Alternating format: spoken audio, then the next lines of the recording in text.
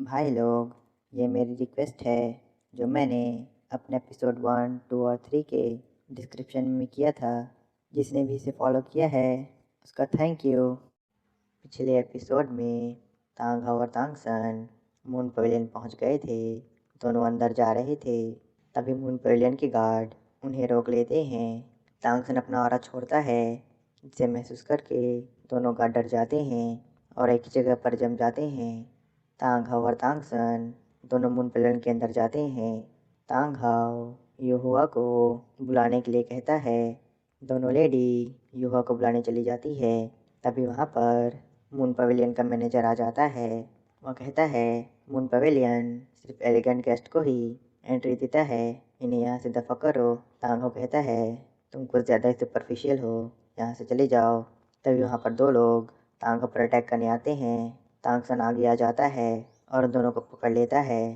तांग हो तांगसन को उन दोनों को जिंदा छोड़ने कहता है। तांगसन उन दोनों के हाथ को एक ही झटके में तोड़ देता है। तांगसन की डेड गॉड डोमेन कंट्रोल के बाहर चली जाती है।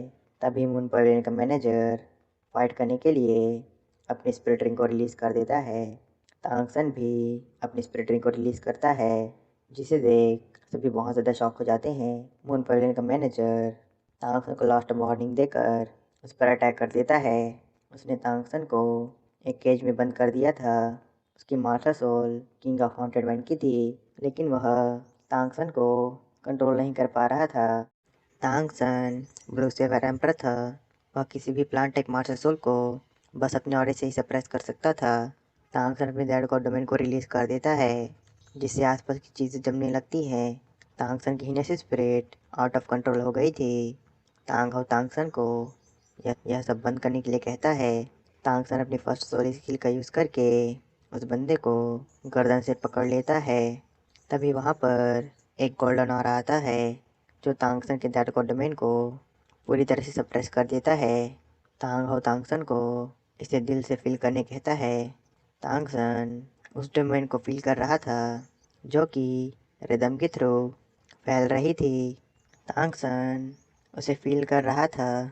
वह डोमेन डेड गॉड डोमेन की तरह रॉबस्ट और पावरफुल नहीं थी। वह डोमेन बहुत ज़्यादा जेंटल थी।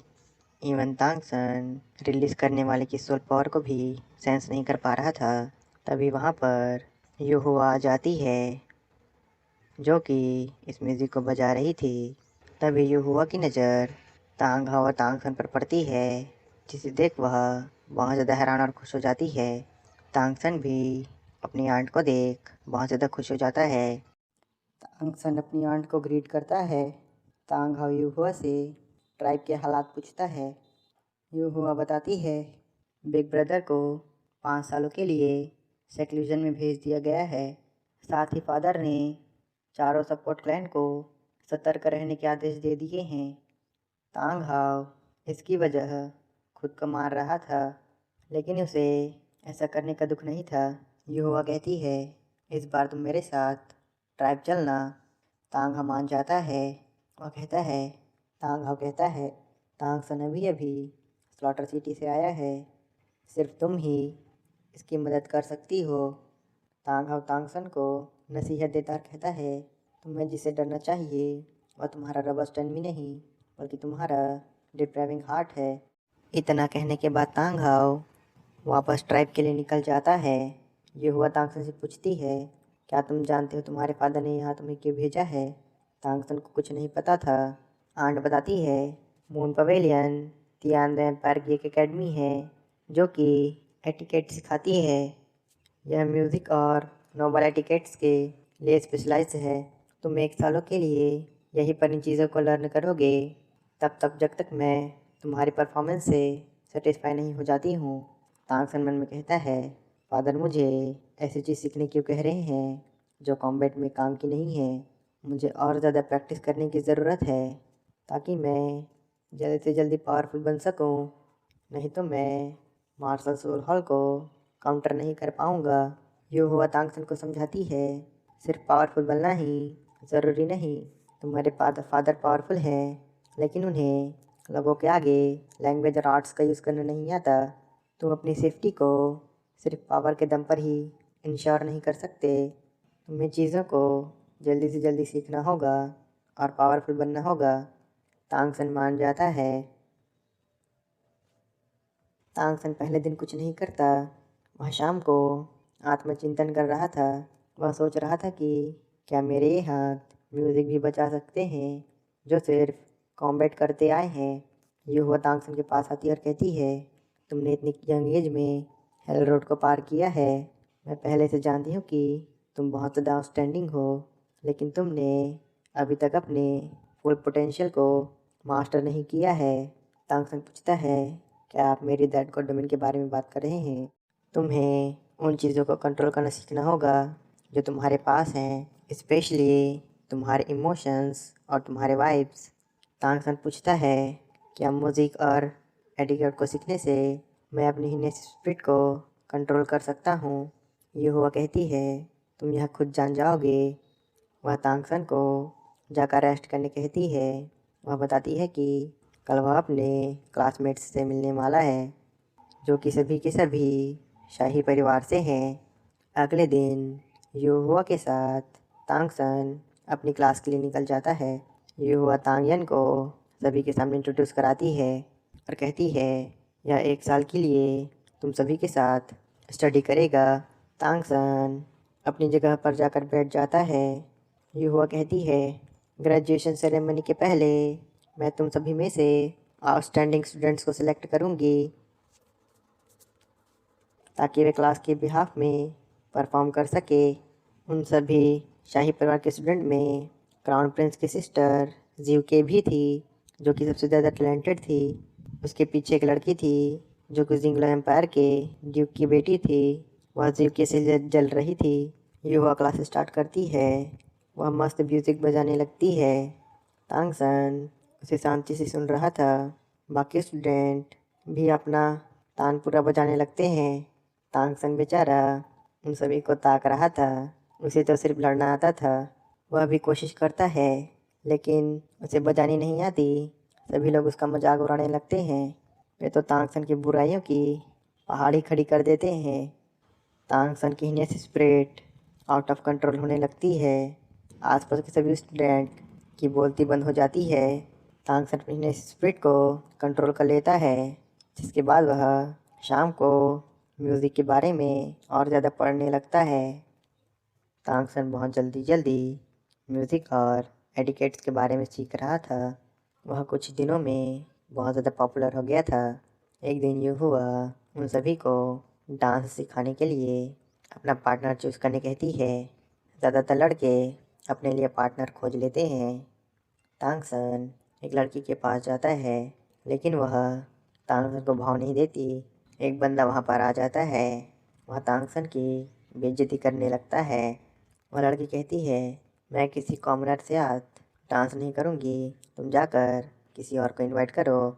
एक बंदा तो तांगसन को कुछ ज़्यादा ही नीचे गिरा रहा था। यो हुआ डर रही थी कहीं तांगसन की हिनेस स्पिरिट आउट ऑफ कंट्रोल ना हो जाए, लेकिन तांगसन खुद को कंट्रोल करता है। वह स्माइल कर रहा था। वह कहता है, मेरे टीचर्स ने मुझे म्यूज़िक और एटिकेट्स के बारे में सिखाया है। तुम सभी मुझसे पहले से यहाँ स्टडी कर रहे हो, इसका मतलब तुम सभी मुझसे ज़्यादा नोबल होगे। तभी वह लड़की कहती है, अब तुम्हारा जैसा कॉमनर हमें बताएगा कि नोबेलिटी क्या होती है। तांगसन कहता है, मेरा जैसा कॉमनर यह जानता है नोबेलिटी ना ही तुम्हारी स्किन में होती है और ना ही तुम्हारे ब्लड में। तभी क्राउन प्रिंस की सिस्टर कहती है, नोबेलिटी तुम खुद अपने बिहेवियर से हासिल करते हो। वह लड़की कहती है, हम सभी एक साथ स्टडी कर रहे हैं। हम जानते हैं कि तांगयन कितना ज़्यादा एक्सेलेंट है। सभी यह बात समझ जाते हैं। तभी वहाँ पर यूहो आती और कहती है, एडिकेट का यही पहला लेसन है, सभी को रिस्पेक्ट देना। वह लड़की अपना कचरा होते देख वहाँ से भाग जाती है। यूहुआ सभी को कंटिन्यू करने कहती है। तांगयन जीवके के साथ डांस करता है, जिसके बाद वह शाम को म्यूज़िक की प्रैक्टिस भी करता है। जीवके अपने ब्रदर को लेटर लिखती है। उसने लिखा था कि ब्रदर, क्या तुम मेरी ग्रेजुएशन सेरेमनी को अटेंड कर सकते हो? तांगयन, जिसके बारे में मैंने आपको पहले बताया था, उसने मुझे ग्रेजुएशन सेरेमनी के रिप्रेजेंटेटिव के रूप में रिप्लेस कर दिया है, लेकिन मैं इससे अपसेट नहीं हूँ। जब आप उससे मिलेंगे तब आप भी उसके टैलेंट को देखकर शॉक हो जाएंगे। क्राउन प्रिंस समझ जाते हैं कि उसकी बहन तांगियन को पसंद करने लगी है। वह कहता है, तांगियन, मैं जानना चाहता हूँ कि तुम कितनी चार्मिंग हो जो तुमने मेरी प्राउड सिस्टर को अपना दीवाना बना लिया। इसके बाद हम ग्रेजुएशन सेरेमनी का सीन देखते हैं, जहाँ पर बहुत सारे शाही परिवार के लोग आए थे। वे सभी युवा के बैकग्राउंड के बारे में बात कर रहे थे। वे प्रिंसेस ज्यूके के बारे में भी बात करते हैं। वे हैरान थे कि ज्यूके रिप्रेजेंटेटिव नहीं है। वे जानना चाहते थे कि इस सेरेमनी का रिप्रेजेंटेटिव कौन है।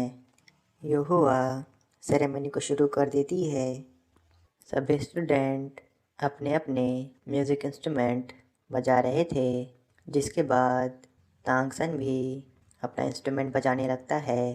तांगसन बहुत ज़्यादा अच्छे से अपने इंस्ट्रूमेंट को बजा रहा था। वह इतनी अच्छी म्यूज़िक बजा रहा था कि आसपास के लोग उसकी म्यूज़िक से मंत्रमुग्ध हो जाते हैं। कई लोग तो अपना काम ही बिगाड़ने लगते हैं। आसपास के जीव जंतु भी तांगसन के पास आने लगते हैं। क्राउन प्रिंस भी तांगसन की परफॉर्मेंस देख बहुत ज़्यादा इम्प्रेस हो जाते हैं। तांगसन का माइंड और हार्ट बहुत ज़्यादा काम था, जो कि बहुत ज़्यादा मुश्किल है। लेकिन क्राउन प्रिंस को तांगियन बहुत ज़्यादा फेमिलियर लगता है। वह मन में कहता है, कहीं यह हाउतियन ट्राइब से तो नहीं है जिसे युहुआ ने अब तक हाउतियन ट्राइब में छुपा रखा था। तांगसन की परफॉर्मेंस सभी को बहुत ज़्यादा शॉक कर देती है। युहुआ तांगसन की तारीफ़ करती है। तांगसन कहता है, मैं समझ चुका हूँ कि फादर ने मुझे यहाँ पर क्यों भेजा। मून पॉइंट के अंदर तांगसन अपने माइंड को ट्रेन कर सकता था। उसने सॉल्टर सिटी में भी अपने माइंड को ट्रेन किया। युहुआ बताती है उसकी सोल पावर लेवल 57 पर पहुँच गई है, लेकिन तांगसन का माइंड भी अभी तक पूरी तरह से काम नहीं हुआ था। तांगसन अपनी आंट का धन्यवाद करता है। सेरेमनी ख़त्म होने के बाद तांगसन अपनी आंट के साथ बातें कर रहा था। तभी वहाँ पर क्राउन प्रिंस आ जाता है। उसकी सिस्टर भी उसके साथ थी। तांगसन उसे देख बहुत ज़्यादा हैरान रह जाता है। वह अपनी आइडेंटिटी को छुपा कर रखना चाहता था। वह फिर कभी क्राउन प्रिंस से बात करने का सोचता है। युहुआ तांगसन को क्राउन प्रिंस से मिलवाती है। क्राउन प्रिंस युहुआ को आंट कह देता है। युहुआ कहती है, क्या मैं तुम्हें इतनी ओल्ड दिखती हूँ? प्रिंसेस कहती है, बिग ब्रदर कुछ ज़्यादा ही बोल रहे हैं, आप तो मेरी सिस्टर हैं। युहुआ क्राउन प्रिंस को तांगसन से भी इंट्रोड्यूस कराती है। तांगसन क्राउन प्रिंस को ग्रीट करता है। प्रिंसेस तांगियन को देखकर बहुत ज़्यादा शर्मा रही थी। उसका भाई भी इसे समझ जाता है। क्राउन प्रिंस कहता है, मेरी सिस्टर ने मुझे कहा था कि एक और टैलेंटेड पर्सन मून पॉइलिन के अंदर स्टडी कर रहा है। उसने तुम्हारे बारे में बिल्कुल भी गलत नहीं कहा था। तांगियन, मैं तुम्हारे साथ कुछ देर बातें करना चाहता हूँ, अगर तुम्हारी इजाज़त हो तो। तांगसन अपनी आइडेंटिटी को लीक नहीं करना चाहता था। वह मना करता और कहता है, वह कहता है, जब मैं वापस आऊँगा तब ज़रूर आपसे मिलूँगा। क्राउन प्रिंस कहता है, ठीक है, मैं तुम्हारा इंतज़ार करूँगा। जिसके बाद वह अपनी सिस्टर के साथ वहाँ से चला जाता है। सेरेमनी ख़त्म होने के बाद तांगसन अपनी आंट से विदा लेता है। युहुआ कहती है, कभी भी अपनी फीलिंग्स को खुद पर हावी होने मत देना। याद रखना, तुम्हें पहले खुद की सेफ्टी को प्रायोरिटी देना है। हमेशा टफ बने रहना। ट्राइब एक ना एक दिन शाओ को ज़रूर एक्सेप्ट करेगी। तांगसन अपनी आंट का धन्यवाद करता है, जिसके बाद वह ट्राइब के लिए निकल जाता है।